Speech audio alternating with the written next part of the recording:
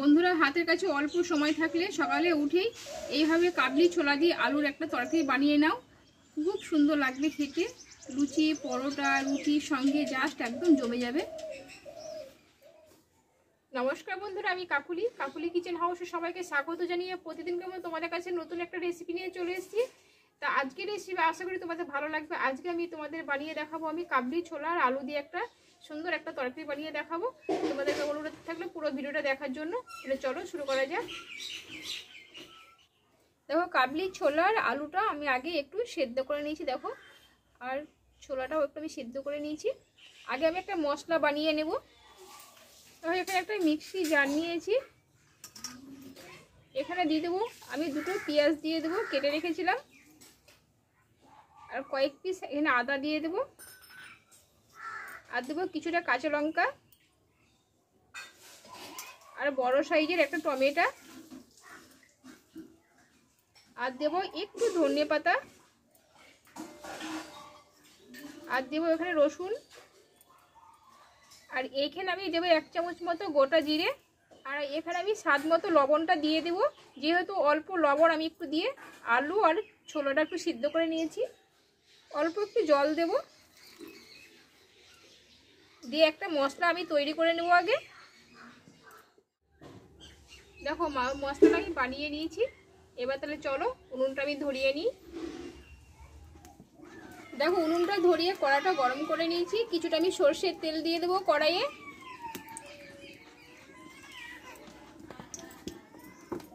তেলটা ভালো করে গরম করে নিয়েছি। দুটো দেবো শুকনো লঙ্কা, দুটো তেজপাতা, আর কিছুটা দেবো গোটা জিরে। আর এখানে যে মশলাটা আমি তৈরি করে নিয়েছিলাম এই মশলাটাকে আমি দিয়ে দেবো।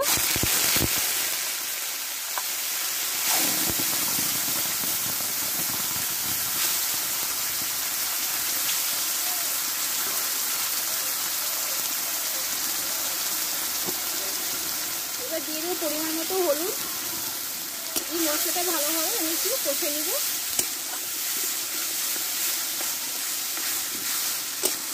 আমাদের অনেক সময় কি হয়, সকালবেলায় উঠেই তাড়া থাকে, তাড়ার মধ্যে তোমরা খুব সংক্ষেপে এইভাবে আলু দিয়ে কাবলি ছোলার একটা তরকারি বানিয়ে নিলে মুড়ি, রুটি, পরোটার সঙ্গে চলে যাবে।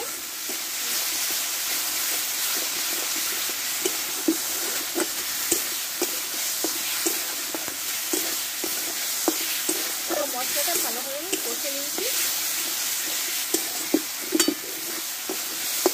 এবার সেদ্ধ করা আলু আর কাবলি ছোলাটা আমি এতে ঢেলে দেবো।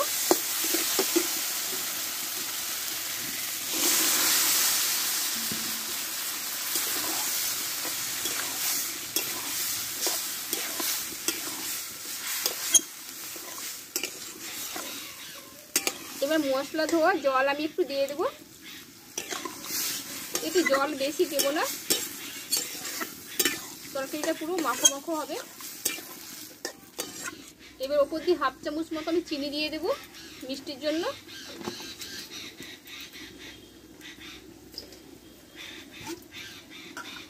আর অল্প একটু জল দেবো। ওপর দিয়ে একটু ধনে পাতা দিয়ে দেবো। দিয়ে কিছুক্ষণ তরকারিটা আমি একটু রান্না করে নেব।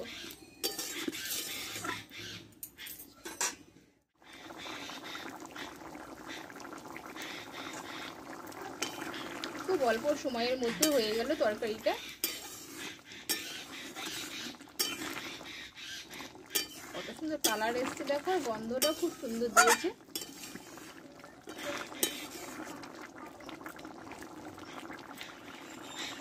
দেখো ওপর দিয়ে 1/2 চামচ মতো আমি গরম মশলার গুঁড়ো ছিটিয়ে দেবো। কিছুক্ষণ নাড়াচাড়া করে নামিয়ে নেব। এতে তোমরা একটু 1/2 চামচ মতো ঘিও দিতে পারো।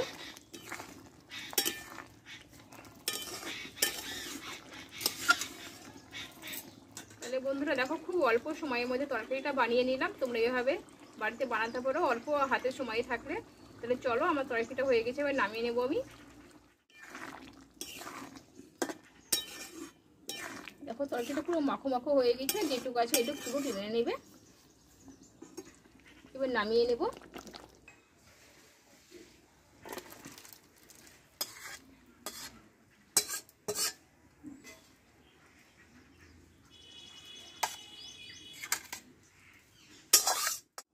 তাহলে বন্ধুরা আমার কাবলি ছোলা দিয়ে আলু তরকারিটা হয়ে গেল।